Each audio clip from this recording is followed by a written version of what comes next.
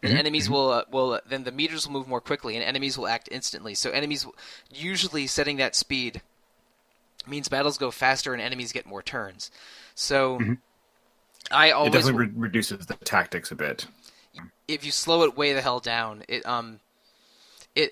usually gives the players more turns. So you have less time to really suss out your tactics for the fight. But also I think especially for the like the DSFF4 might be the worst culprit because the battle speed it's like almost setting easy mode to hard mode by setting the battle speed in that game. It's a way of keeping it turn-based, but also increasing risk and not making and keeping players engaged beyond just deciding what to do every turn. Because Final Fantasy 1 through 3 weren't meaningfully different from Dragon Quest 1 through everything. in basic or I should say 1 through 9 because 11 did change turn order a little bit. But in Final Fantasy 1 through 3, you do choose your entire party's action, and then the party and enemy act, and then you repeat. So the active time battle system is versatile and interesting, and because those games were released in a lot of territories and not just I think Europe and Australia got 7 first out of those, if I'm not mistaken. Really? Those were a bit of a standard for RPG players in the 90s and early 2000s. I'm just grateful with how it iterated. Yeah, I'm glad that they made the iteration from 3 to 4 for sure, but after 9, I don't know. I think they only really did it for one game. But Peter, how about that FF10 battle system? I was going to say the FF10 battle system is probably my favorite turn-based system ever. Like, it's the benchmark for me.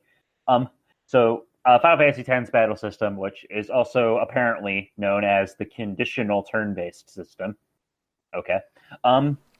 It's kind of like the Final Fantasy 1 through 3 battle system, where turn order is determined by and large by agility, but by the character's agility. But what makes 10 so interesting is there's a turn order that is always visible to the player, and certain abilities the player has will allow them to manipulate the turn order. So, and you can swap party members out at any time to take advantage of this. The enemy can do the same thing to you, and you can see when the enemy's turns are coming up. It adds an added element of strategy to the game where you kind of prepare in advance for what the enemy is about to do, and it's such an elegant, clever little battle system that creates these really fantastic kind of puzzle-like boss encounters where you have to do all these different things to get through the fights, and they take full advantage of your character's ability pools. I could gush. 10's battle system is well, it really beautiful. Teaches you to weigh your consequences of your actions and such, which is the nice part about it, because so much of these things, Rosa pulling a bow compared to Cecil brandishing a sword, both these things more or less happen at the same time, barring agility scores and such like that. But like the actual motions themselves, one is a lot more exhausting than the other kind of in general. So when you have more modern systems like 10, taking it and making these different abilities take more time and really having you weigh like, ooh, do I really want to lay down this big beatdown that you're gonna maybe get a hit or two in before I can do it, or do I want to do a bunch of quick jabs kind of thing, right? Yeah, like Tidus's quick hit ability can let him get in an extra turn in to do more damage. You can kind of manipulate the turn order a bit with Eunice summons, with Auron's attacks can give different debuffs that you can set up an attack later.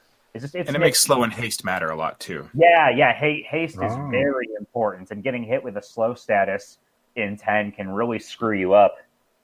It makes status ailments in general, like if a character gets like turned to stone, or the Unalesca fight is one I always think of. Where gross. The Unalesca fight and the third Seymour fight have require the player to solve the puzzle of the zombie status in really interesting ways. Yeah, hope you're keeping an eye on how much damage you're doing to her, because if you're not a zombie, when that third phase hits, you just die. You're just done. Yeah, I don't love describing games in terms of other games. I'm going to do that a bunch of times in a row right now, so get ready. Final Fantasy X is like Final Fantasy Tactics in that it weighs speed stats and charge stats against each other. For Final Fantasy Tactics, basically there's a clock tick, and every time the clock ticks, everyone's meter goes up by their speed value, and once they hit 100, they get a turn. And the same thing works for charge times for spells. And for also the Grandia video games, 2 of which came out before FF10. Turn order is very important as everyone's moving along this sort of action meter, and then and depending on their speed, they go to the end of the meter more quickly and can act more quickly. And you can use attacks to knock enemies down the meter or stun enemies when they're about to make a move. That's which is an awesome battle system that we might touch on a little bit soon. And also the Radiant Historia combat system does the same thing where it tells you the future turn orders for the next several moves. Persona 2 does that as well, and in Persona 2 you can get your characters to act together, or even delay their own turns to do sort of dual techs. Another thing we might get to in a few minutes. But FF10 takes those similar elements in the fastest moving version of those, because except for some summons and over limits, or I'm sorry, overdrives. Overdrive. Yeah, overdrives, right? Yeah, over limit is FF12, I think. But except for a few of those moves, the animations in FF10 are quick. And it's very, very smooth. On the turn order, you'll see like how the turn order is affected by any move that you choose. So it's those 3 or 4 disparate battle systems I mentioned are either slower or communicate less, or just aren't as good looking as FF10's. FF10 is a turn-based system. You can put down the controller and make a sandwich and go back to the game, and it won't affect anything. But it adds risk and creates an amount of advanced planning, and gives you a ton of options since there's like 1,000 moves for all of your characters to learn. That is I don't want to say unsurpassed in a Final Fantasy game, but is what was real freaking good in 2001. Oh yeah, absolutely. To spin off that too is that which my review will go up eventually for, but Battle Chasers Night War I found took that system as well. Like Peter, if you enjoyed the FF10 battle system, they definitely took the note from it and made a system. I feel it doesn't feel quite as seamless as 10's, but it's still like you get to see the full chart of the initiative order. Each action has like a speed to it as how long it's going to take you, and then the same thing, like you can see an enemy will do a great big hit on you, but after that, like you get to get your turns walloping them as they kind of recover from doing this big damage attack kind of thing. And then there's a few other ones that can be instantaneous super moves that can be interrupting anything every once in a while as they charge up. But it definitely feels very visceral and very active, even though it is, like Sollosi said, the kind of thing you can just sit down and walk away from for a moment and come back, because it is still a turn-based system, but it just adds so much action and momentum, I guess, to the battle. Night War. I was going to say Night War is on my list for sure, because it combines 2 of my favorite things, which is Final Fantasy X and Joe Madariera's art style. Yep. Same for me too, yeah. I'm really excited to give that a good college old try. But Trent, I know you haven't played as many Final Fantasy games as I have, but 3, I think, off the top of my head. Oh yikes! Yeah. But what do you feel of the transition between active time battle and the conditional turn battle? Peter? Yeah, conditional turn-based. Yeah, conditional turn-based. I'm not going to be that pedantic about it. And if we start talking about Tales of Battle Systems later, there's no way in hell I'll be able to get those names straight. So just throw that out right now. Fusionic chain. Yeah. We listeners, we had a good laugh at looking at a list of Tales of Battle Systems before we began recording. Sounds like a Yu-Gi-Oh card. Yeah. But acronyms of like 6 letters or more for every single one. Yeah. So Trent, what do you feel about Final Fantasy going from turn-based to active time, back to turn-based, and then to whatever FF12 is? I don't have as much experience, considering that I haven't played Final Fantasy X for the conditional conditional turn-based system. But from what you guys are saying, I feel like linking into the difficulty of changing it from just auto like pause to like the both people acting at the same time in terms of difficulty. I think that it adds a certain layer of I want to say it adds a certain layer of kind of immediacy that I think adds the illusion or the reality that you're facing against terrible and great opponents. Like there's no breaks in between it. How I feel like that changes, at least from what you're saying, into a paradigm of like an extra layer of depth and strategy for Final Fantasy X. I, as having not played it, I don't have a full amount of experience, but I feel like what you're saying is a refinement in a way that allows for to have the idea of strategy and the idea of I think you even though you haven't played FF10, I think have basically hit it on the head. Going from FF9 to 10, you're trading more urgency for more experimentation and planning. Yeah, and I feel like it harkens back to Final Fantasy Tactics in a certain sense, a game that I have played. Final Fantasy Tactics in the sense that you allow a certain sense of, as you say, experimentation and a little bit more freedom in the way that you approach battles that the previous iterations of Final Fantasy didn't necessarily allow for.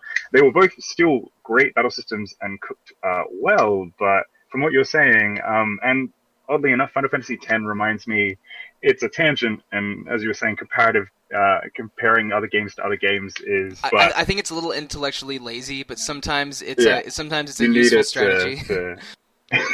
The idea of a game called Child of Light. Child of Light, a UbiArts turn-based RPG in the style of Grandia. They only made 3 UbiArts games, but we did do 2 episodes on Child of Light about a year and a half ago or so, maybe 2 years ago. Oh, really? Yeah. Huh. Yep. Josh, Chris, and I did those.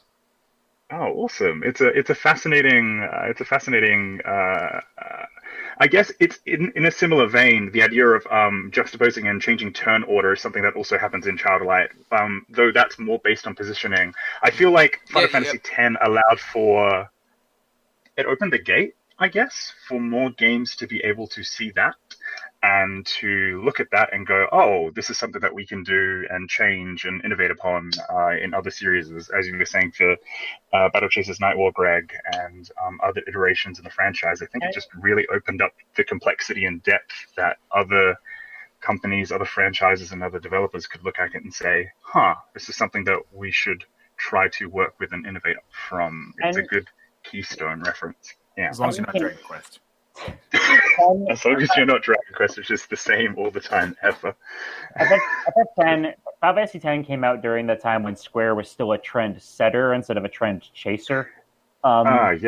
Which is, I feel like there's kind of a clear divide pretty much at Final Fantasy X and the Square Enix merger, where the company goes from being the company that set the gold standard for this is what the JRPG is, and all the other companies were mimicking them, to now we're branching out and trying what other companies did and trying to put our own spin on it, which is not necessarily a bad thing. I just think I think it's unfair to characterize the entirety of Square or Square Enix as trendsetters versus trend chasers, and people like to blame the merger for the downfall of Square and not Square they used to be. That is completely wrong, and if you believe that, you're an idiot.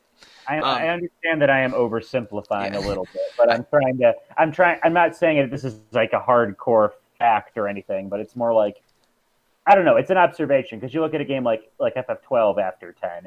12 was like it took a lot of inspiration from MMORPGs and created kind of a pseudo real-time active dimension battle system that was also took the ATB mechanics and kind of put it into a new skin. You have the command skin.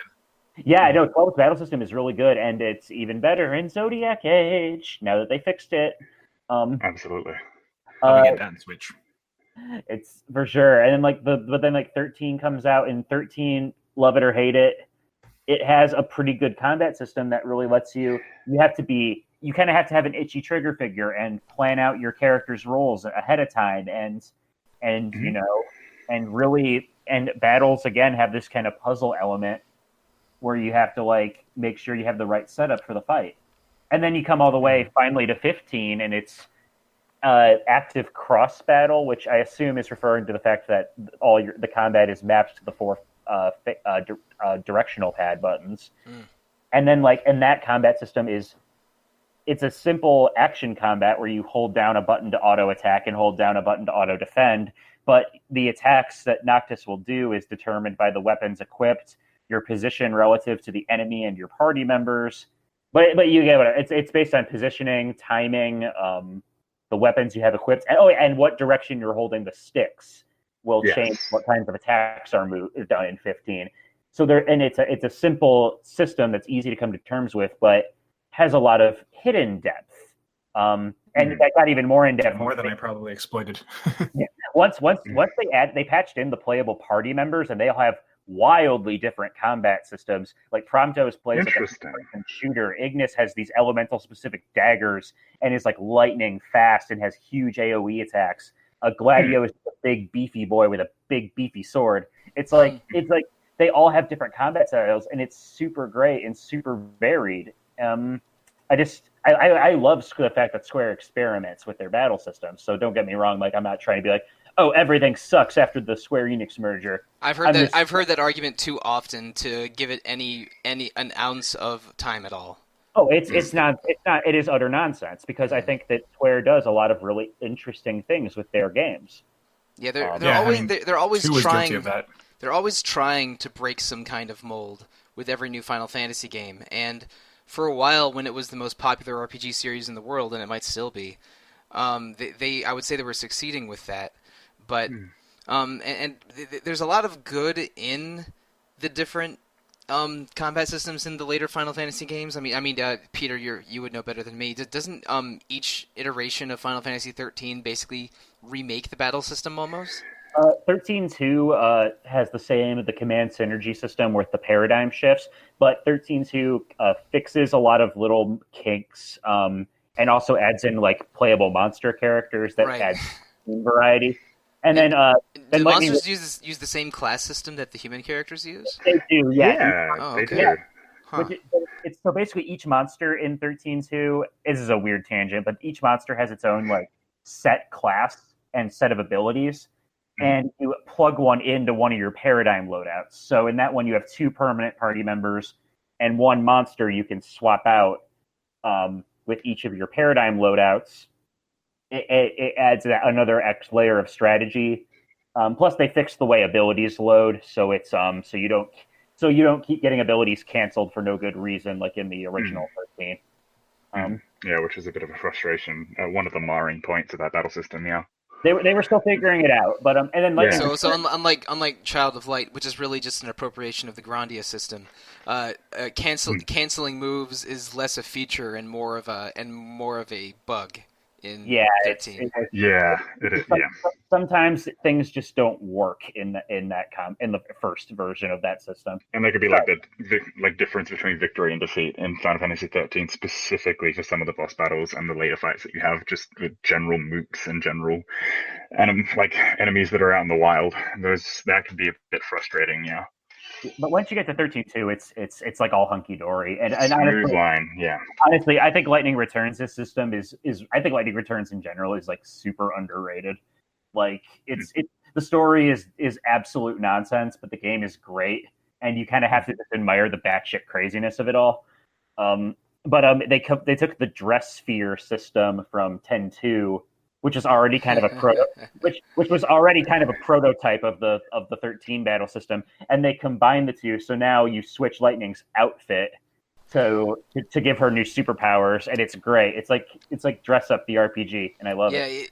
You really are dressing up paper dolls in FF10 too, but the issue with that game, or the issues I have with that game, are not related to combat or menus. I think both of those were, interesting and pretty good at least. I didn't get terribly far in 10-2, but I've always been curious about it because I love me some job system related stuff, and the Dress Sphere kind of seems like an expounding on that. Not really an expansion, but just a good version of of a Final Fantasy class system. But gotcha. Lightning Returns is better because you can change the colors of your clothes based on you have a hue palette you can choose from that automatically makes it better. I don't make the rules, I just enforce them. But as I was saying about iteration and stuff, like I'm glad that they were trying new things with each combat system. Even though they were still sticking to active time battle, they always had different mechanics to introduce into each battle system. I mean, most importantly, after the first one, is the fact like I'm glad they improved it in the remakes, but just how in like Final Fantasy NES, if you had already planned to hit someone and they died, you would attack empty space, and that was the worst. So I'm glad they tweaked that moving forward. Yeah, I think all three of the NES ones did that. I mean, maybe in did they? Okay. Yeah, maybe in two. Yeah, I played them on I played translated ROMs of 2 and 3, and I think you still either missed or instead of attacking the next enemy, they would defend if their target vanished. But that's really, slightly more useful, at least. Yeah, that's really an artifact of some RPGs from the 80s and early 90s. If that happens in the past 10 years, then they'll get reamed for that. Well, yeah, that's just poor programming at that point. But it was just a funny thing. You're like, well, all right. And I guess it's just kind of speaking to that whole idea is that basically, even though this is a turn-based thing, all this action is happening at once. So your foe gets felled while you're mid-swing. You're like, well, that is what it is. It's not like you have a minute to pause and watch what everybody else does. It's kind of when you play the cinema out of it all in your mind, it makes sense. But mechanically, it's frustrating. Oh, one point actually I wanted to make. This is going back a little bit, but there was a point I wanted to make about not just Final Fantasy X's battle system, but the later Final Fantasies in general. One thing I think that RPGs got better at as time went on, especially nowadays, is recognizing and respecting the player's time. This is something Dragon Quest XI does really well, actually. To bring up a more recent example, because you look back at like the dawn of 3D gaming, and a lot of developers are trying to experiment with how to make their games work in 3D. Well, you look at the early Final Fantasies. Final Fantasy VII is really zippy and really fast, but once they get around to 8, you have stuff like the battle basically pauses to let the animations play out. Yeah, GF animations are terrible in FF8, and there's the boost ability allows some active gameplay during those lengthy animations by mashing the button to make the and then pausing to have the damage output of the summon go up. But in FF8 or 9, I think two major weaknesses of those games are very lengthy animations for certain attacks. FF7 is faster than 8 or 9, but still. I don't know. Still knights around. Yeah. Like 10 feels quick in a way that was I think very forward thinking. Only a handful of the most spectacular moves go that way in 10, and they can't be done every battle the way GFs can in 8. And wasn't there one that you could skip that animation in 8? Not in 8, but just in one of the Final Fantasies when we were starting to get to those ridiculous in 9 you can. In 9 there's a fast animation and a full animation for every summon. But but there was still a lot of attacks that took way too damn long in 9. Yeah, and in 8, like there's stuff like when you select just a basic attack from Squall, you have to wait for him to lift his gunblade up to do the attack. Like just little animation quirks like that.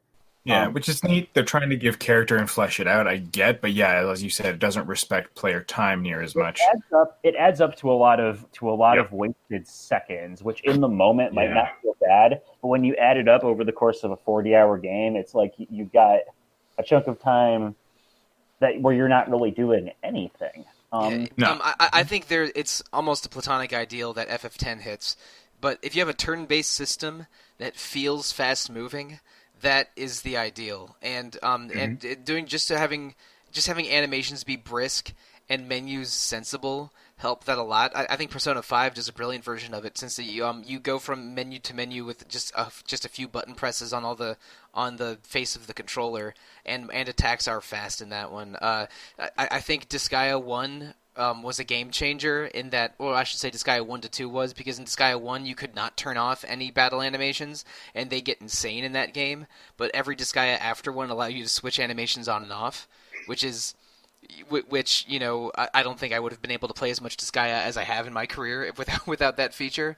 So yeah, again, turn-based combat can be tedious if it has niggles like missed attacks from disappearing targets or overlong animations. But if one feels brisk and feels like you can strategize and plan ahead of time, that's getting the best out of turn-based and while still being an entertaining video game. But I think we need to move on from Final Fantasy because we've been talking about it for 30 solid minutes. Oh wow, it's big Well, series. there's a lot of matter to cover. Yeah, For sure. big Again, series. I think I said this at the beginning of the episode. I would not be opposed to making this 2 podcasts, but we'll see how far we get. Yeah, because there's so many finagly little mechanics too, right? Sure. Yeah. So, Greg, do you have a suggestion for a topic for regarding battle systems that is not in the realm of Square Enix or Square Enix? Square Enix or Square Enix? Square Enix. Square, Enix, that's a hard one, or Square Enix. For myself, with the exception of Battle Chasers, a lot of my a lot of my RPG gaming has mostly been from the Square base for such a long time. However, I can speak to what I really enjoyed, touching briefly into Squaresoft, what they established with Mario RPG and Legend of the Seven Stars, and then moving into the Paper Mario games and the Mario Superstar Saga games, where you have reactions in combat to make the battles that much more interesting and engaging. So you're having to time your hits to get extra attacks in, extra criticals in, that sort of thing. Yep, timed button presses for I don't know what the first game to do it was, but Mario RPG is a very early example. Every I think attack, it was my first one for me, at least. I can't think of an earlier one, so it may be that way. But in most of those games, pressing the attack button at the proper time will allow for critical hits. Spell buttons will almost have mini games customized to each attack to determine their damage and effect. And usually there's a button press for a just defend moment, where pressing it's B in Super Mario RPG, but it's probably different in other games. Yeah, Mario and Luigi gets really clever with that because you have A for Mario, B for Luigi for every single action. and then in combat, you kind of have to play that game with the attacks. It's really fun and engaging. And even in it gets different for each Mario and Luigi game, but the special attacks where the brothers combine their powers will have to be pressing A and B at very specific points in very specific ways. But it's still always B for Mario, A for Luigi.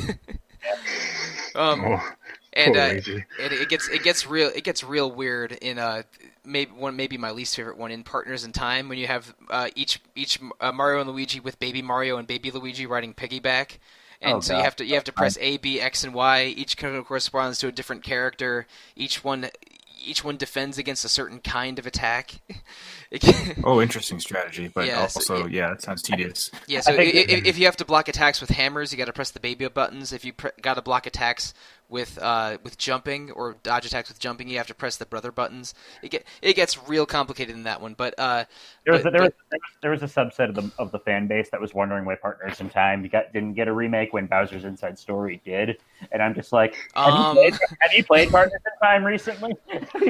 Yeah, Partners in Time got so complicated that I got stressed out during some of the later boss battles, but I still hold up that one of the best boss battles in the whole series is the 4 main characters versus Bowser and Baby Bowser. Is pretty great. I agree. But still, that game took the very excellent ideas of Mario RPG, Paper Mario, Superstar Saga, and then overcomplicated them. And then they brought things back down to earth a little bit with Bowser's Inside Story for another one that was a really excellent entry. But yeah, timed hits in combat is a way to make. I think is a really successful tactic a lot of time. Peter, were you on the recent Shadow Hearts episode? I was, yeah. So you want to talk about some timed hits? I mean, holy crap! Yeah, Shadow Hearts and Shadow Hearts. I didn't realize Shadow Hearts had that. The Judgment Ring is such a good system. I played Shadow Hearts for the first time on the Shadow Hearts podcast, and basically, that game has the Judgment Ring, which is a system where each action the character performs, you have to perform a series of timed hits on a little circular icon that appears that with an arrow spinning around, and you have to land it when the arrow is in the green sections. And if you get it just right, the timing perfect, you'll do more damage, or heal extra, or so on and so forth. So it leads to this great risk reward thing where, you can land the hits safely in the green zone well in advance of the critical mark, and you will perform the action, but do you want to risk it and try and get some extra oomph or some extra heal power or extra hits in? Like there are items where like you can do an attack that gives you like 7 hits and do a lot of damage at once, but you got to get the timing down. Yeah, there's items that will speed up or slow down movement on the ring, making it harder or easier for boosts. There are items that even make maybe this isn't in the first one because I've only played Shadow Hearts Covenant. There's ones that make the Judgment Ring blind, where you have to do the character's Judgment Ring. But that's in the first one. That's in the first. Okay, it is, but without seeing it. But you get much higher damage bonuses. And that sounds terrifying. And Peter, what happens when you try to get a discount in a shop, Peter? Yeah, when you try to get you can try and haggle with shops basically to get lower prices on items, but you got to do the Judgment Ring right. And later in the game, the more shopkeepers you talk to and collect their little guild cards, you can stack for multiple discounts. But if you screw up the timing, and the timing gets faster with each discount you try for, if you screw it up, you have to pay the full price. So it's, again, risk versus reward. You will never look at a compass rose, a roulette table, or the television show Wheel of Fortune the same way ever again after playing Shadow Hearts. Wrong Hearts. Oh my god. Wrong Hearts. This is the other Hearts. Yeah, the other Hearts. The Hearts that we haven't had dedicated podcast episodes on yet.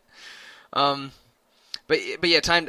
One other game that uses timed hits pretty well is there's only 2 of these, but I've played both, and that's the South Park RPGs. Mm-hmm. Stick of Truth and the Fractured But Whole, and both of those games have a variety. It's basically like the Mario RPGs. Every attack is sort of a mini game that where you get the most out of the attack by pressing buttons in certain patterns. And you can also just defend to reduce damage. It's a little bit more forgiving in the second one than the first one, but the second one also has way more characters and more options. But those games that they're extremely puerile, they're extremely South Park, and I think that will influence how much you like the games more than the timed button presses will. But they both use very competent versions of that a timed hits turn-based battle system. Maybe not as stylish as Mario or Shadow Hearts though, because one of those is frickin' Mario and the other one is one of the better Gothic RPG designs ever made.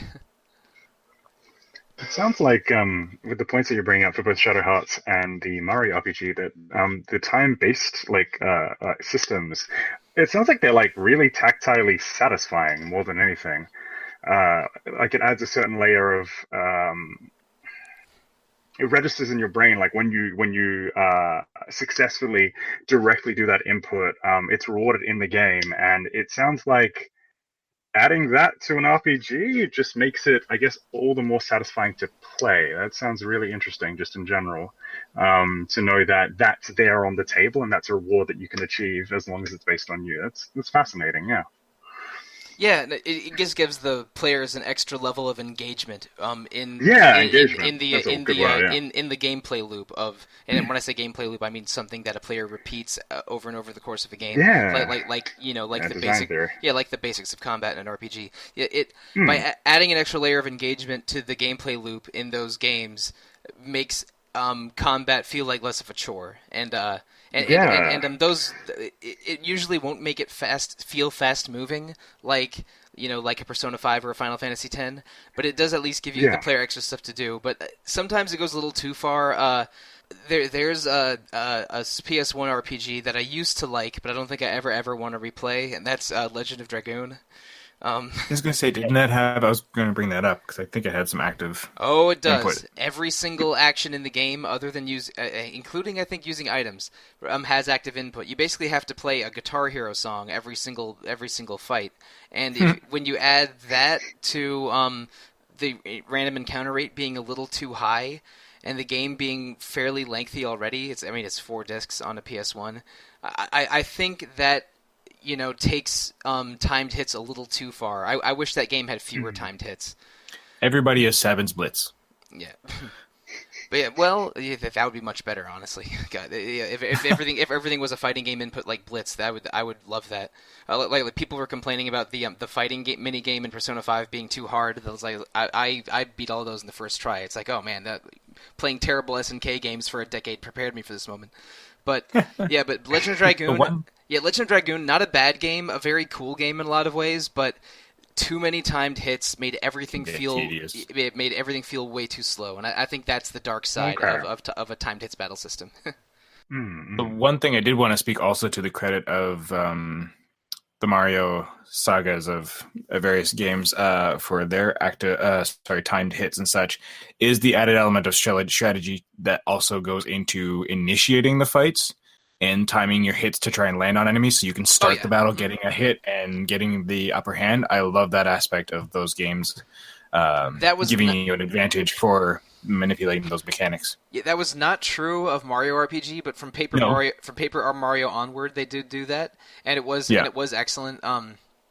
Maybe I can't think of anything else outside of that does that sort of thing. Well, I mean, there's basic sword strikes from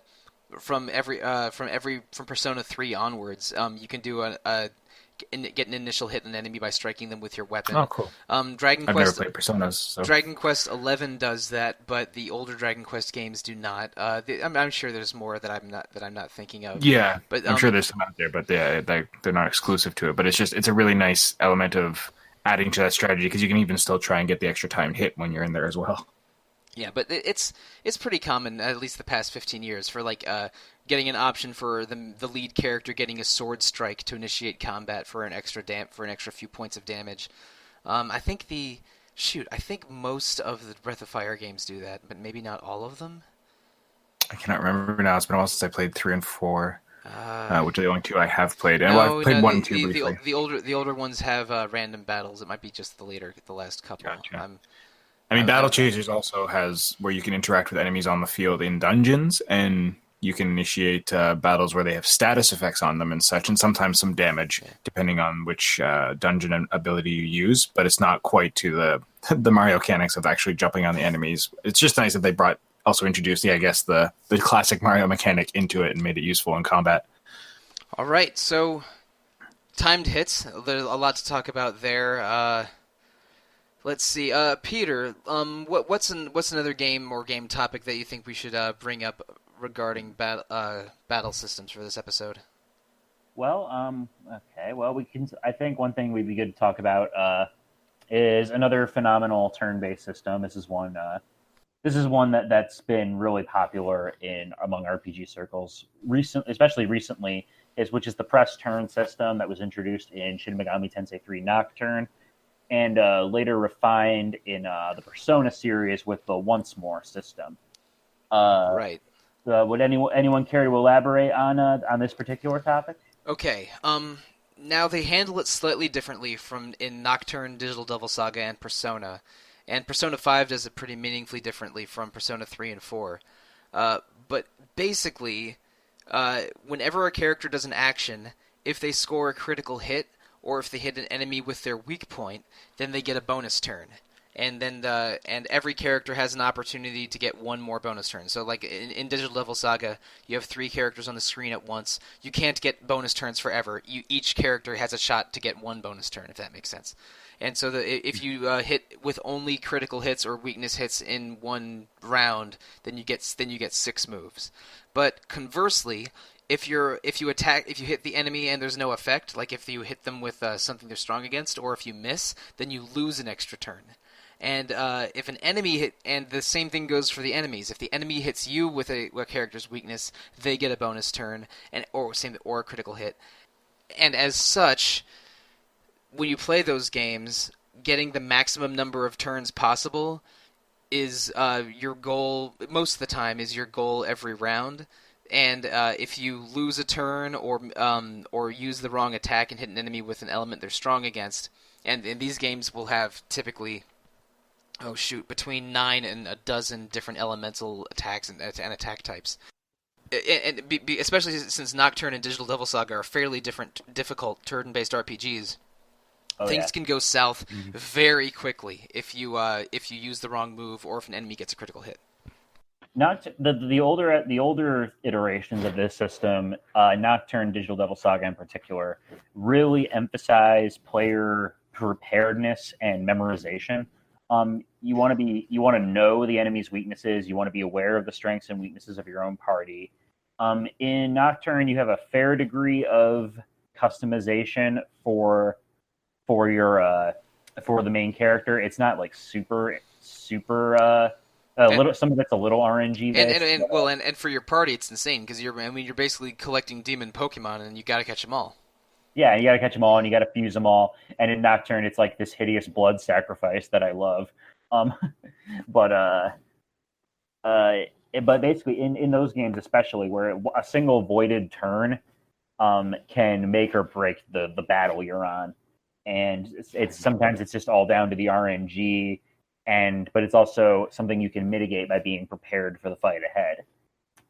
The Persona games are a little more, at least for starting with 3 onward, they're a little more user-friendly iterations of that system. You can basically, as long as you keep hitting enemy weaknesses in those games, you keep getting extra turns.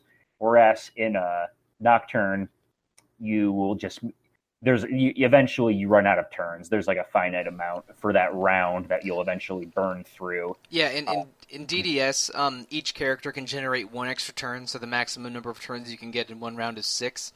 In Persona, you can keep getting every time you hit an enemy with a weakness or a critical, they enter a down state.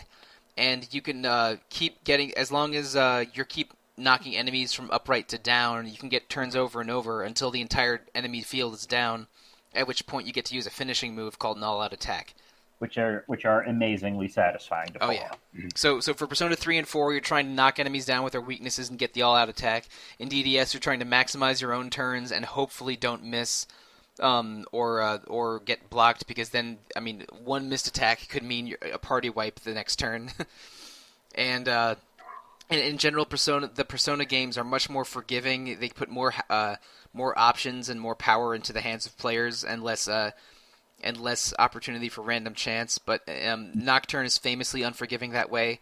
DDS is a little bit in between, since you have more control over what your party can do. And as I don't know. I think DDS's version of the press turn is a little bit friendlier than Nocturne's version. I think I haven't played a lot of Nocturne. DDS is a bit friendlier. It's still pretty challenging. It's okay. Definitely it's cut from the same cloth as Nocturne, but your party members have a lot of. I think it has a bit more to do with just the way they implement devour skills and the mantra system. You're able to build resistances a lot more easily. Whereas in Nocturne, building the Demi-Fiend to a level where he can, and being prepared and swapping out your Magatama there's a much higher emphasis on basically learning from your mistakes. So you're going to go into a fight, you're going to get your butt kicked, and then you're going to come back with the right party build and just completely mop the floor with whatever just killed you. And in general, I think I have not played SMT4. I have played Persona 5. Persona 5 basically takes the system from Persona 3 and 4, adds a couple more weakness setups, and and gives the player even more tricks. There's gun attacks that allow you to automatically knock down enemies. Confidant abilities and demon negotiation comes back. That allows you to, bribe enemies away if they're the last one remaining. There's a lot of cool stuff going on in the combat of SMT games of the past 15-ish years. I think Nocturne was 02, 03, if I'm not mistaken. Yeah, I think it was 03, 04, because we got 2004. Okay, that makes sense. And the older Persona and SMT games, I'm very familiar with Persona 1 and the Persona 2 duology. That's a much more traditional turn-based system. You do see who gets the next few turns, a little bit like FF10. And in Persona 2, you can have people like delay their turns so that you can try to get combination attacks. Because in Persona 2, a lot of the strongest attacks are have these three characters do these three specific moves in order, or like one uses a sword move, then one uses a fire move, and instead of having those two moves, you'll get there'll be a combination fire sword move, things of that nature. But really, it's that press turn with from SMT3 onwards that went really interesting places. But building off of that Persona 2 comment I just made, I really like it when you get to combine character attacks. It's always satisfying to me. The Ur example of this is Chrono Trigger. Every character other than Magus has 15 dual techs and at least 6 triple techs, where you get to combine character attacks for flashier attacks. And Chrono Trigger is helped by a really good battle UI where you see everybody's menu at the same time, and you can go between each character's screen with just one button press.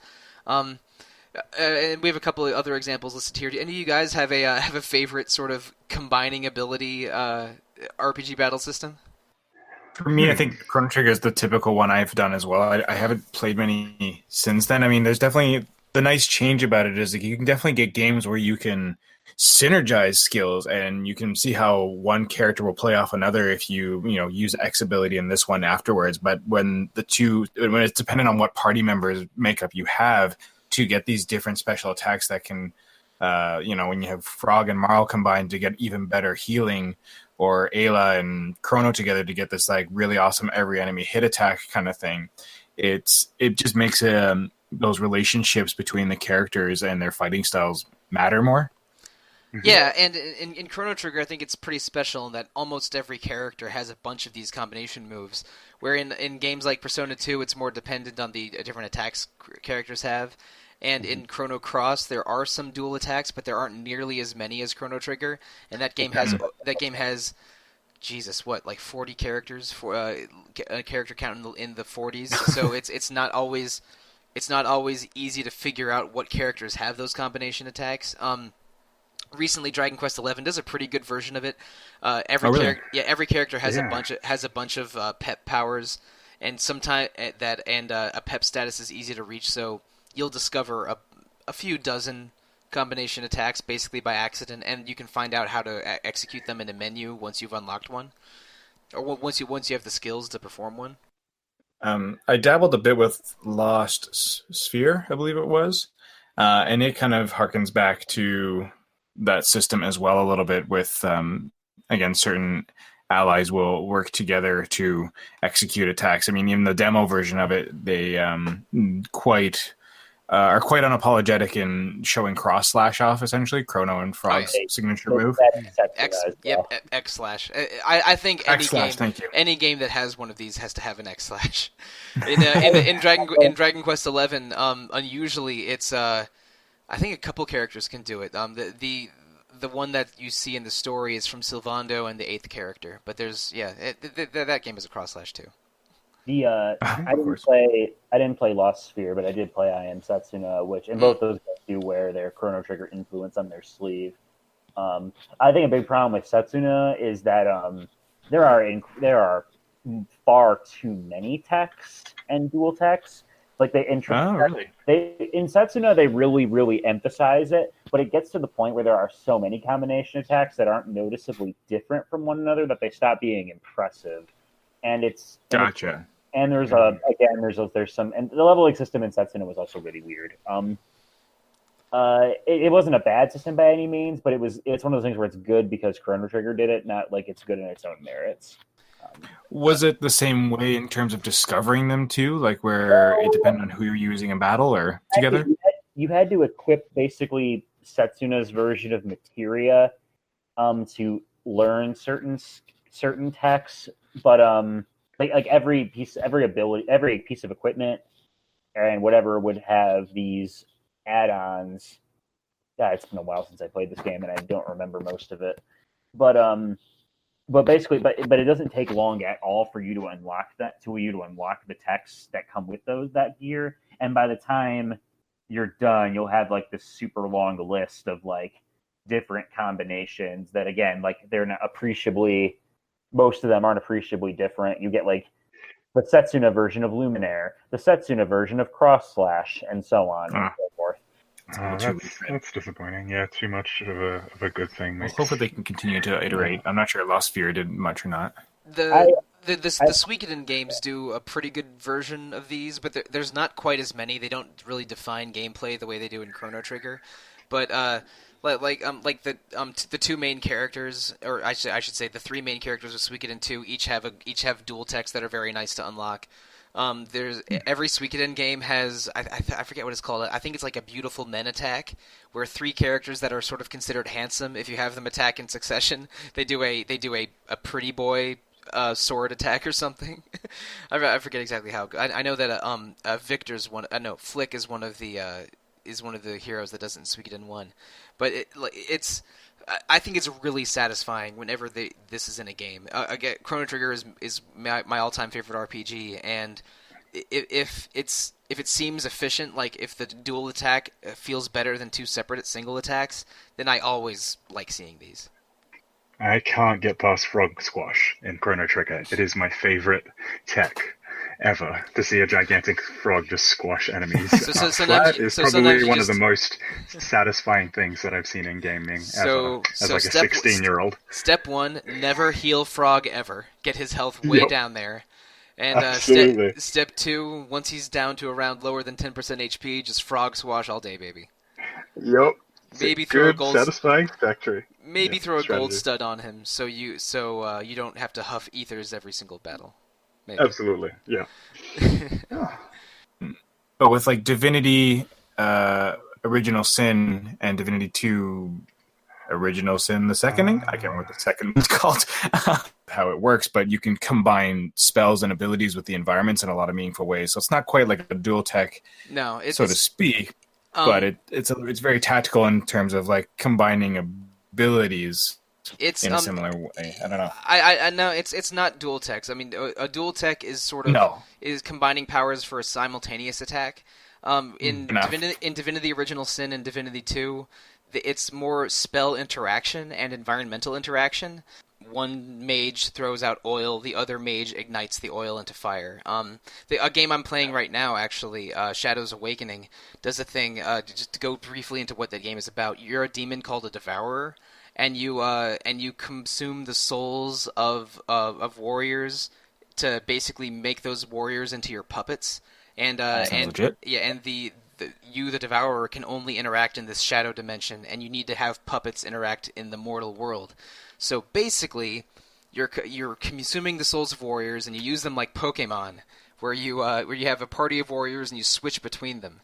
And by rapidly switching between different characters, you can do all kinds of spell interactions. Like, again, one rogue throws an oil grenade, then you switch to a fire mage to ignite the oil. And there's dozens of interactions between that, because in Shadows Awakening, you're rapidly switching between what puppet is controlling your mortal form all the time. It's weird. The game would feel like an action RPG, like a Diablo or a Sacred, but you're switching between characters so quickly, like Trine or something, that it adds a spell interactivity that's really satisfying. But Shadows Awakening is a single-player game, and Divinity probably shines brighter than ever in multiplayer, where you can have where if you coordinate as a team, you can have all kinds of crazy spell interactions like that. And now that I'm thinking about it, the Dragon Age games do a very good job of that too. Like a lot of mage freezes, warrior smashes kind of interaction is really, really key in that game. And when you can build a combo like that, but with spell interactivity or interactivity with the environment, it feels really satisfying. It feels like you've hacked the game somehow. So, okay, I think we've come to the conclusion that we all like it when a game has characters combine their powers, whether it's in, simultaneous attacks or environmental attacks. But Captain Planet! You know what, Trent, this is slightly racist of us in the United States, but there was never an Australian teammate in the Captain Planet TV show. Isn't that unfair? Really? No, it was every continent except for Australia. I'm offended for you, frankly. That's fair. You can continue to be offended for me. All right. I find that to be an absolute travesty. That's a rough one. Yeah, they absolutely should have added an Australian teenager that that sounds like Steve Irwin with the power of lightning or something, but we never got that. Oh man, that'd be rad. Maybe Gaia was from Australia. No, well, Gaia was voiced by Whoopi Goldberg, who is a New Yorker to the core, I'm afraid. Oh man, I forgot she voiced that. Yeah, and there's a lot of famous people. Ed Asner and LeVar Burton. A lot of famous people in that show. But powers combined made things happen. Yep. So that was the reference there. Yeah, but sadly, Captain Planet never got their Green Ranger sixth character from Australia for Trent to properly represent. But alas, the set. Absolutely. Yeah. Maybe when they inevitably remake that for Netflix. Yeah, right. So what do you got next for us on the RPG battle schedule? Right. Well, we've touched into a couple of these, but you wanted to talk about combat systems. How about strategy RPGs? Am I right? Yes. How much do you like squares?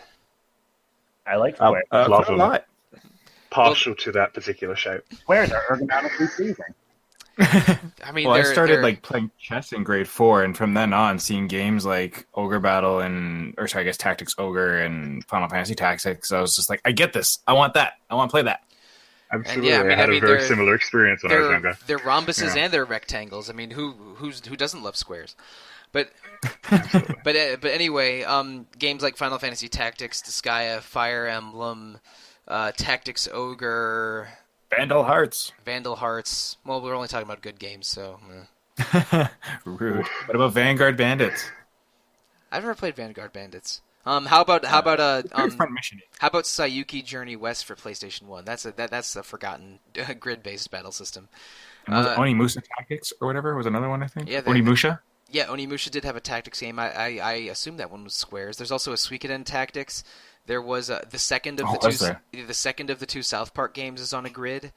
Many RPGs like having action take place across squares with a variety of geography and geometry across them. Yeah. Some of them are very flat planes, like Fire Emblem. Some of them have elevation as a major factor, like Final Fantasy Tactics and Tactics Ogre. And Vandal Hearts, I think, had that too. Yeah, and secretly the Game Boy Advance Tactics Ogre is really, really good. I really like that. I heard that actually. It was one of the best versions of it, and I've always wanted. I wish I could track it down. It's very good. I don't know. I haven't played that much Ogre Battle or Tactics Ogre, so I believe the big reveal at the end of the GBA game is that the main character changes his name and becomes a major character of Ogre Battle or Tactics Ogre, one of those two. That's the secret of it. It's the backstory to a major character from a different game, and Night of Lotus is a prequel. I don't know enough about the story I don't remember enough of the story to even know which character it is. But anyway, Night of Lotus is a very good, very underrated GBA tactics game that I think is better than FF Tactics Advance. But anyway, a lot of these games basically. They're basically all turn-based systems. A couple of them, most of them will have characters move individually. In Fire Emblem, they all move in a single round at the player's discretion. In Final Fantasy Tactics, it's all based on individual characters and villains' speed stats, and they use that clock tick system that I referred to earlier. In Disgaea, it's really weird. You have 10 characters on the screen at once. You can have any number of them. You basically have all of them plan their attacks, or however many you want plan their attacks. Then you press an execute button, and all of the characters that you told to attack will attack back to back to back. And then you can have you can have all 10 move at once, or you can have each of the 10 moves separately, and you press the execute button 10 times. But having characters basically wail on a single target will give you a lot of damage bonuses and efficacy bonuses. So having as many act as possible with a single execution is very valuable.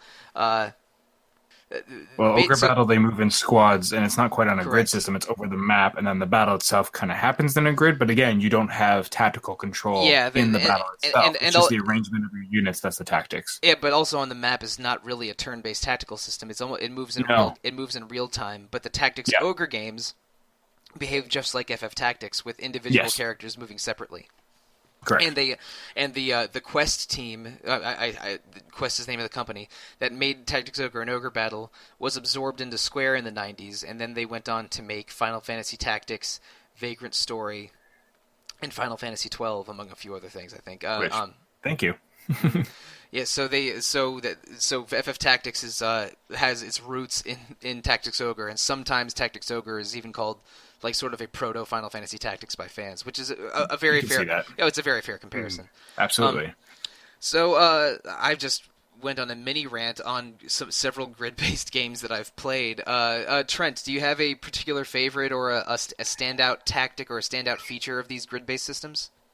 I mean, I have a standout. I mean, I've played Final Fantasy Tactics, Final Fantasy Tactics Advance, and Final Fantasy Tactics Advance 2. So, like, that's mainly my dip pool in that particular genre. I've not played A2, but I do remember Russo having a cameo in Tactics War of the Lions. That was pretty good. Really? Yeah, he does. Interesting. Mm-hmm. Yeah. Final Fantasy Tactics A2 is just a expanded, more robust version of Tactics Advance. The story, however, is lacking, I guess you would say. I like the whimsical story that Advance presents, with Marsh and his group of comrades trying to gallivant and kind of realizing that well, I don't know. Can I spoil a game that's like 10 to 12 years old? Is that? Oh, is well, that cool? I mean, you don't have to spoil all of it. I mean, basically, they. I mean, it's. Correct me if I'm oversimplifying it. They find a book that allows them to sort of be transported into a Final Fantasy themed world, and some characters like it and want to stay in that world, and some characters want to reach the real world, and that's part of the interpersonal conflict of the game. Yeah, the juxtaposition of conflict there, which is always fascinating. I personally thoroughly enjoy that story, but A2, I guess, A2 is my favorite. I guess you would say strategy RPG in terms of customization and tactics. There's like something like over like 30 to 40 jobs, I think. Oh yeah, and it still has the 5 different races of characters. Absolutely, yeah. In fact, you have the ability to play as I think there's a new race in there. The Banga. It's the. Oh man, it's been a while since I've played it, so the details are not as fresh in my mind. But it's essentially a race that dovetails into the Berserker class and a Berserker job and a couple of Machinist-related jobs, I think. But cool. Essentially, that is a wonderful, as you were saying before, Greg, like chess equivalent of just pure tactics, fun, and glory. It's just really satisfying to essentially outwit and outthink your opponents and customize and create ridiculous party combinations, whether it be just 5 monks or 6 monks. Theme your parties to race, theme your parties to class. The actual variability allows you to do so, and it's thoroughly enjoyable. But one strategy RPG that we didn't touch upon in that mini discussion there was Radiant Historia. Ah, yes. A game that I have played quite a bit of. I didn't finish it, but I did. I have my ups and downs with that battle system. I think that the actual pace of it is a little slow for my liking, but the actual grid placement and the abilities that you get to basically knock people to forwards and backwards and all across the grid that it presents. I think it's a 3-tier grid, I want to say, a front, middle, back. Yeah, it's a 3x3 grid, like a Mega Man boss select screen. And I think by the end of the game, when I had most of the characters, my strategy every single battle was to have the little girl character place a magic bomb, and then the other 2 characters push and pull enemies until I could drag as many as I could into the magic bomb. Yeah, it was a very satisfying strategy, but there's a lot you can do in Radiant Historia. Yeah, and that's the crux of it, is that it gave you the options to be able to do so, and I thought that was a beautiful hybrid of what I guess you would say like strategy RPGs like Tactics and Disgaea allow you to in expansive, feature-rich kind of battlefields into this mini kind of distilled positioning mini game that kind of gets to the bare bones essentials of what that genre has to offer. And I thoroughly enjoyed the 10 to 15 to 20 hours that I played of it. Yeah, in terms of strategy RPGs, it's up there with Final Fantasy Tactics and Final Fantasy Tactics Advance and Advance 2 for me. I haven't played Disgaea. I've heard it's very, very number heavy, and that you can ascend to almost untold levels of power, more than any other game in that I've heard of in discussion and memory. It's insane. Eventually, the damage numbers that you deal become so high that instead of displaying the full number, it'll add a K at the end to indicate thousands, and then an M at the end to indicate millions of damage. Okay. You can level up to 9,999, and then at any point you can reincarnate back to level 1 for higher level 1 stats, and then level up again. You can level up your items. Man. You can level up your own core stats inside of you in some of them. You can bribe demon judges and demon senates to pass laws that let you level up even higher. Basically, Disgaea is only a strategy game in appearance because it has the grid and it has that style of combat. But really, it's a game about exploiting those systems. Every couple chapters, they give you a map where there's a bunch of enemies standing in an experience boost square. That's clearly just supposed to be a leveling map. Where break the game, the RPG. No, it wants you to break the game, and then it'll throw level 8,000 bosses at you that you need to break the game in order to stand a chance against, which is very fun for me as someone who loves watching numbers get incrementally larger.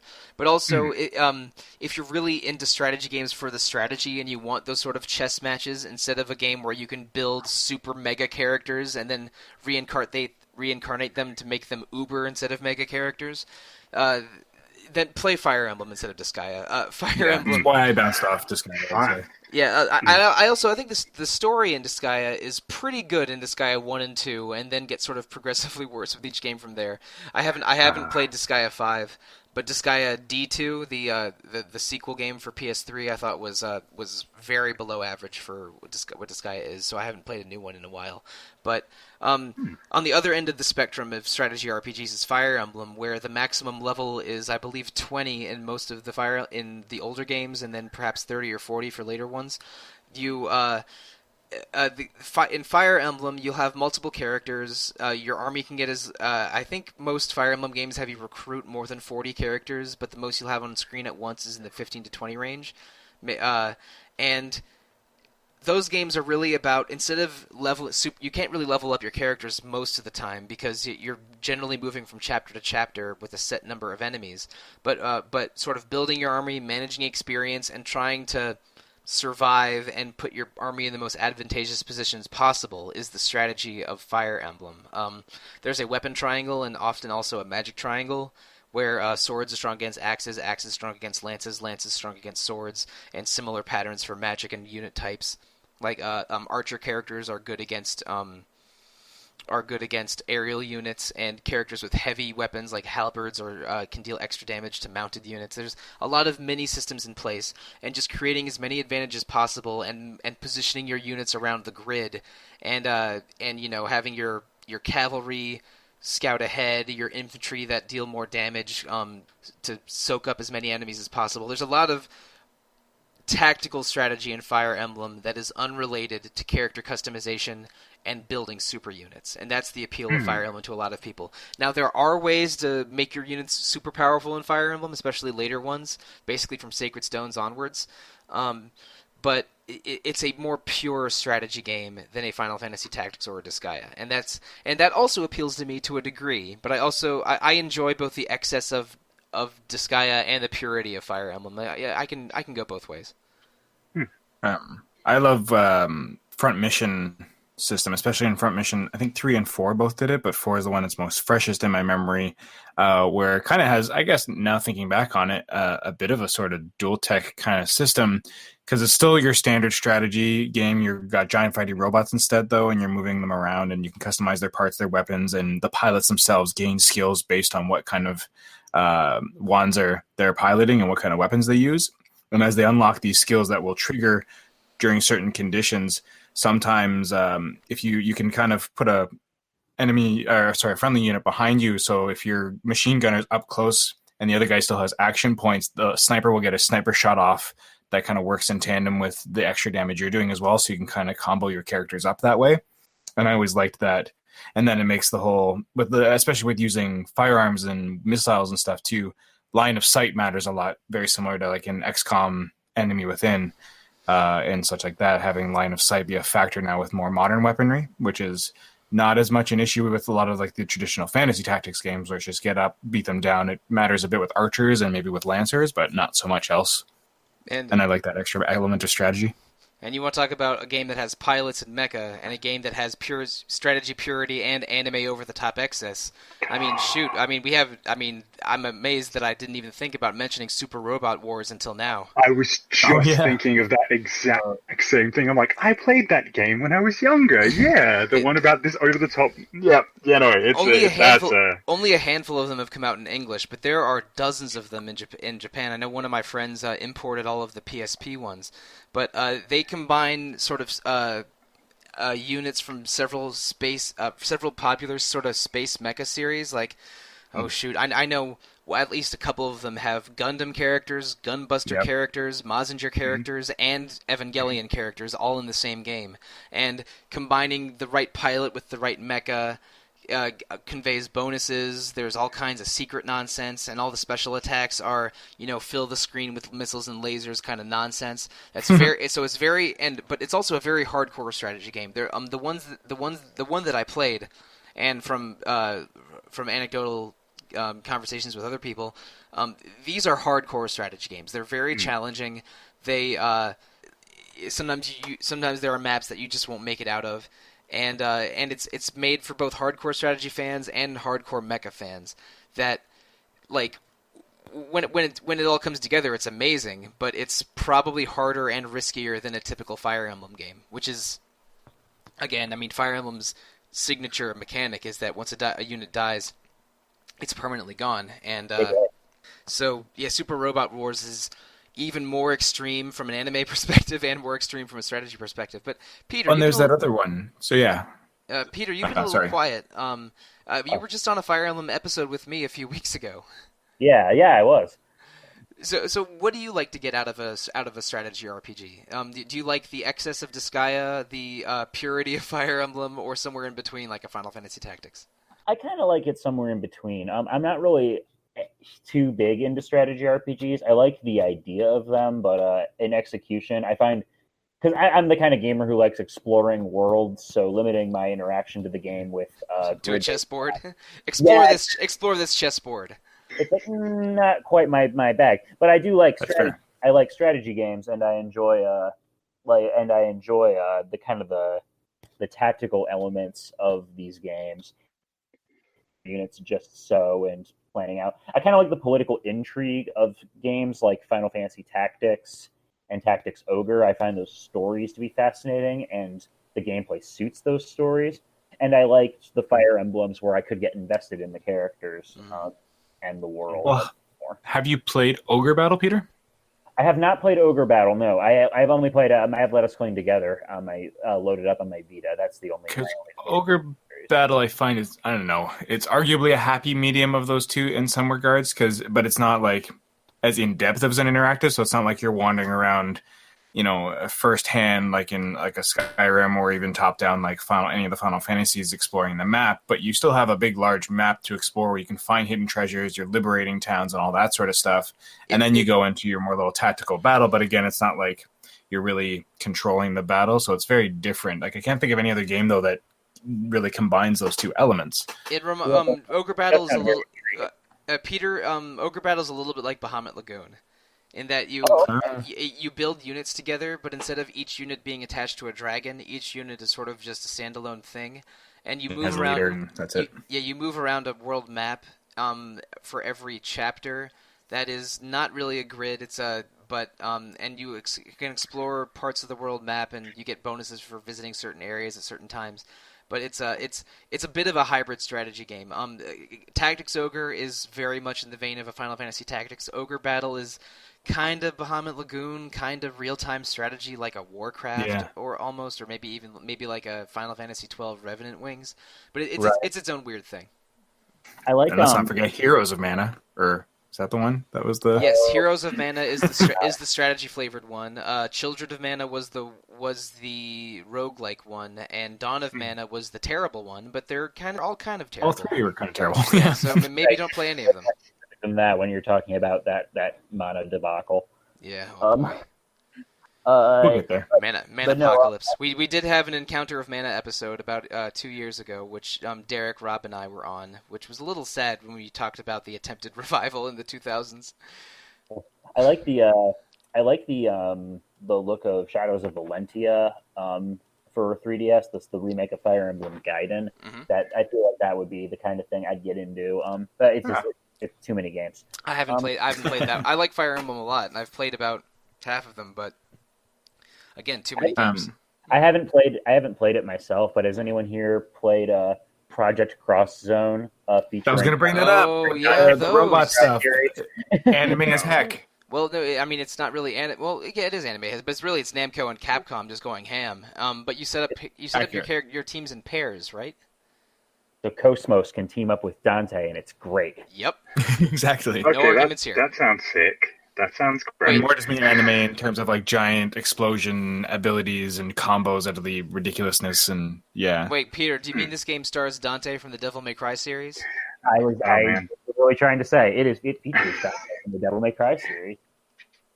Wow. And also Ace Attorney, right? You can have Phoenix Wright partner up with. There's a lot of Capcom people in those, and we're not just talking about Claire Redfield. Yeah, we're not just talking about the Capcom versus fighting games. One of them even has Segata Sanshiro from the old Sega Saturn commercials from the 90s. R.I.P. Oh, jeepers! No, he's still around. That's that guy. He's a Kamen Rider actor, so of course I know him. I know the actor's still around, but R.I.P. Segata Sanshiro. Correct. Yes, he died. He died blocking a missile from attacking Sega headquarters on the advent of the Dreamcast. Those commercials are amazing. Let me tell you. We shall never know his like again. Mm-hmm. Segata Sanshiro. Anyway, all right. If I'm singing the Segata Sanshiro song, maybe it's time to end the episode. Oh, wow. It's a good conversation, that's for sure. So, gentlemen, I can't help but notice that we've talked about almost exclusively turn-based battles in this episode. Like we go into some action combat, but we've almost talked about turn-based battles exclusively in this episode. So, how do you feel about getting together for a part 2 that's all about action combat at a later date? Sounds like a good idea. Okay. All right. So for that action. All right, so we're going to put a pin in the episode's main discussion for now. There's one last question I want to ask each of you before we sign off. Hit it. In just the past couple years, what's a trend in battle systems that you particularly like or dislike? I'll go first to give you guys a little bit of time to think. I like that there seems to be a movement away from long animations and more towards crispness. The action in Dragon Quest XI and Persona 5 is very fast moving, and they want to get you to the next encounter quickly. Even though both of those are turn-based battle systems, in two series that have always been turn-based, and they just happen to be two of my favorite series. So, I think that turn-based action is getting faster, and designers are understanding that, and I think that's a very good trend. Do either of you want to volunteer a recent-ish trend that you like or dislike? Been enjoying kind of like the throwback elements of it, because there is something. I mean, I do really enjoy the active time battle system of the turn-based RPGs. So I kind of like that. There's been a lot of games going back to it, but still trying to iterate on it in its own way and make it not just a recreation of all those systems, but it is also nice seeing some of those more simpler systems in more complex or more higher fidelity games. And so I just have been enjoying that. A la Battle Chasers Night War, for example, is the easiest one for me to talk about with that. Or let's see, Octopath Traveler is a very throwback game with throwback elements to its combat. A lot of indie RPGs like your your Dragon Fantasies or your Cosmic Star Heroines are very much retro flavored, but with some modern ideas in their combat. Yeah, Peter or Trent, do either of you have a recent-ish trend that you think is worth note?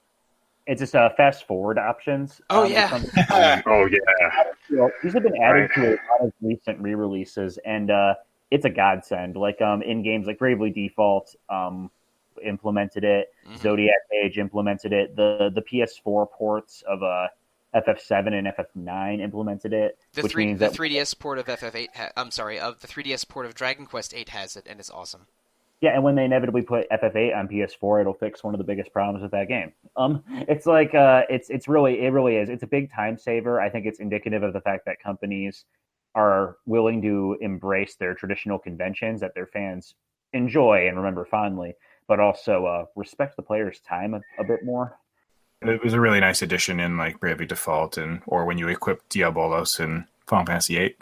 I think it might not have been in the original Bravely Default. The one that the Western world got was an updated version of Bravely Default, and like things like switching encounters off and on, and the town that you rebuild during the game. Those were features of the Breath of Default sort of second iteration.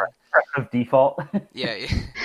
And whoops. Okay. My I bad. had to point that out. I'm sorry. Yeah, so I misspeak so many times on these podcasts. Maybe I've recorded too many podcasts the past couple of years, but and Bravely Second also implemented a lot of those extras, and again they are welcome features bordering on godsends. Being able to fast forward during combat for turn-based games. Mm-hmm. Absolutely, or even outright skip it altogether with the random encounters and such too. When you're just like, I just need to get to point A to point B, I'm over leveled, that sort of thing. Which I also love when you contact an enemy encounter and it just auto destroys it when you're over leveled. Oh yeah, or like when you're riding the horse in Dragon Quest 11 and you can run through any enemy that's smaller than you. Is nice. Oh, nice. Oh, really? Yeah. That's a rad little feature. That's nice. If there's a giant, big old dragon there, maybe you can't run through that. But for most of the enemies in the game, you can run. If you dash on your horse, you'll run over them. Oh, that's awesome. But you also run. I mean, both Bravely Default and Dragon Quest. If you don't get into enough battles to grind a little bit, you run the risk of being very underleveled for that next unmissable boss fight. So Trent, what's a recent trend that you've noticed? I'm going to highlight two specific examples for the point that I wanted to bring up. I love the idea that RPGs are evolving, and especially combat systems. They're taking elements of different genres and kind of melding them together. And I will highlight like Undertale and Deltarune as two key examples of this, where we're kind of getting, I wouldn't necessarily say it's a renaissance, but we're kind of getting entries in the RPG sphere that kind of incorporate unique elements from other genres, and I'm specifically counting the bullet hell genre with Undertale's kind of turn-based battle system. Yeah, bullet hell and sometimes even the rhythm game genre. The Undertale's yes. It's very unique methods of action.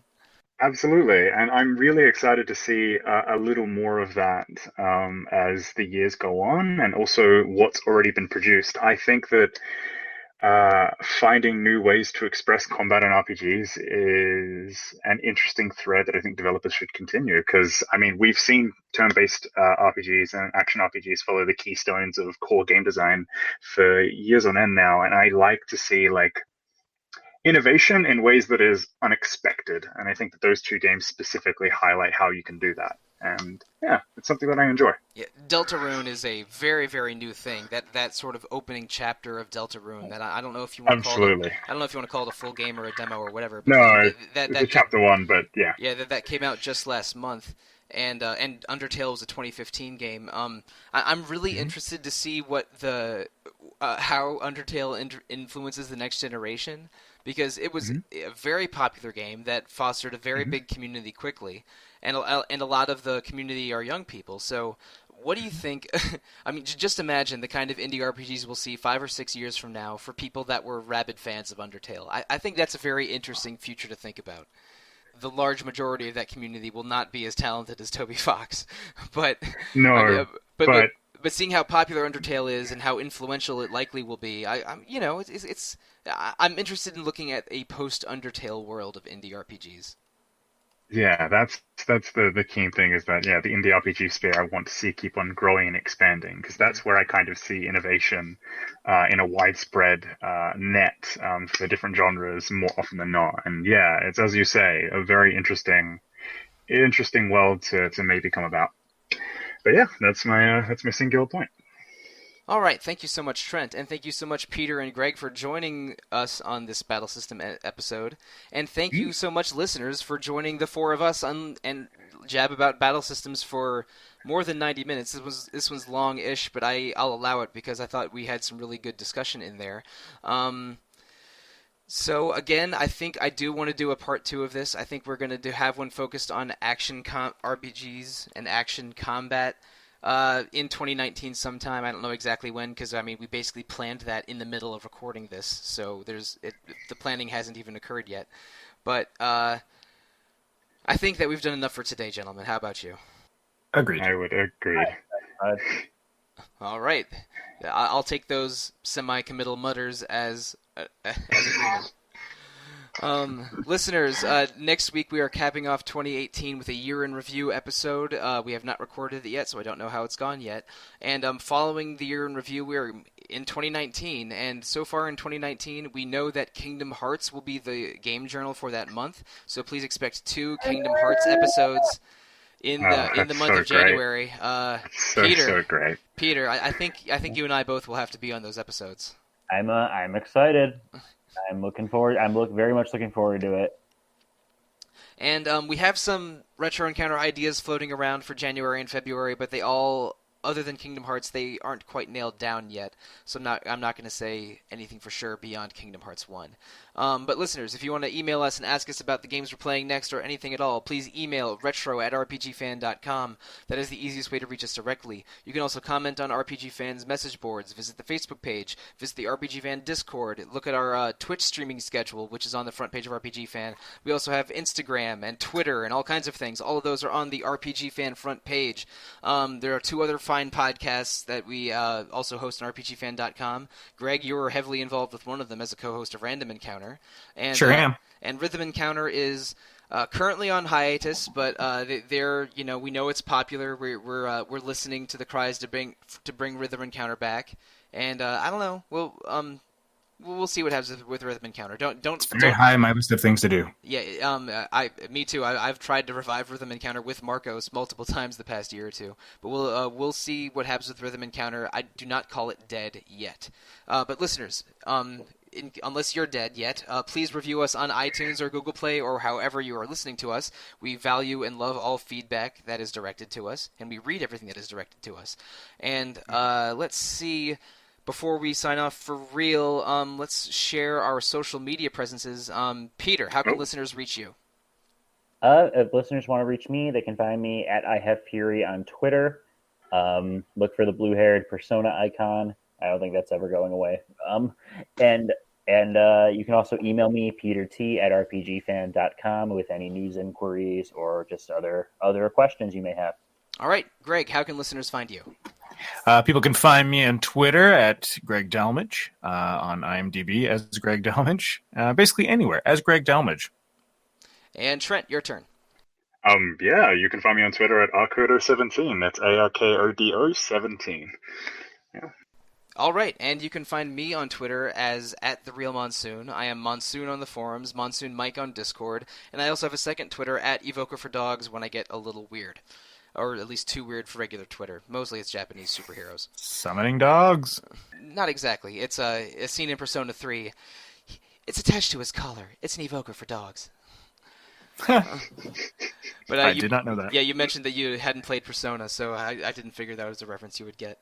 But when a dog joins your party, the dog does not shoot himself in the head. He gets his own special evoker for dogs. Oh, good. And it's amazing. Koromaru is a very good boy. Koromaru is an excellent boy. Koromaru is an amazing boy. He's a good party member. I would suggest we do an episode all about RPG dogs, except we already did it 2 years ago. Boom. Or actually, yeah, a year and a half ago. Whatever. Listeners, thank you.